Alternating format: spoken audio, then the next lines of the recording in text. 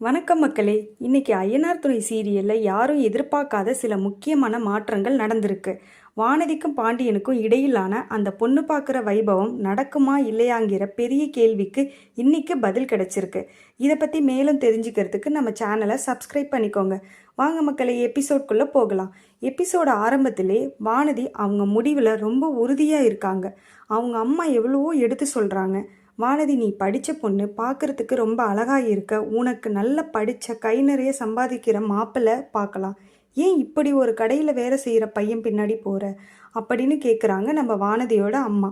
ஆனால் வானதி, நான் பாண்டியனை தான் காதலிக்கிறேன், அவர் கூட தான் வாழ்வேன்னு ரொம்ப பிடிவாதமாக இருக்கிறாங்க. அதே இன்னொரு பக்கம் பார்த்தீங்கன்னா, நம்ம பாண்டியன் ஃபோனை சுவிட்ச் ஆஃப் பண்ணிவிட்டு ஒரு இடத்துல வண்டியை நிறுத்திட்டு ரொம்ப குழப்பத்தோடு யோசிச்சிட்ருக்காரு. வானதி தன் மேலே வச்சிருக்க அன்பு ஒரு பக்கம் இருந்தாலும் அவங்க நிலாவை தரக்குறைவாக பேசினதும் அப்புறம் குடும்பத்தில் நடக்கிற பிரச்சனைகள் எல்லாத்தையும் நினச்சி ரொம்ப அப்செட்டாக இருக்கிறாரு நம்ம பாண்டியன். அப்புறம் நம்ம வானதி வீட்டில் பொண்ணு பார்க்க வரத்துக்காக எல்லா ஏற்பாடுகளும் தடபுடலாக நடக்குது.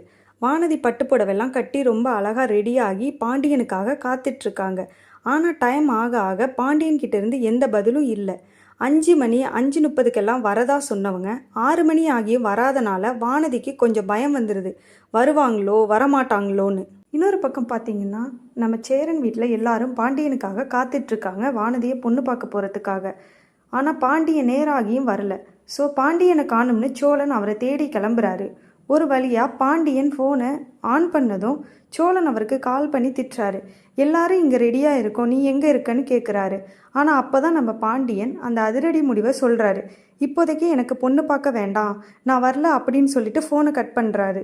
நம்ம பாண்டியன் இப்படி சொன்னது கேட்டு சோழன் அப்படியே அதிர்ச்சியில் நிற்கிறாரு.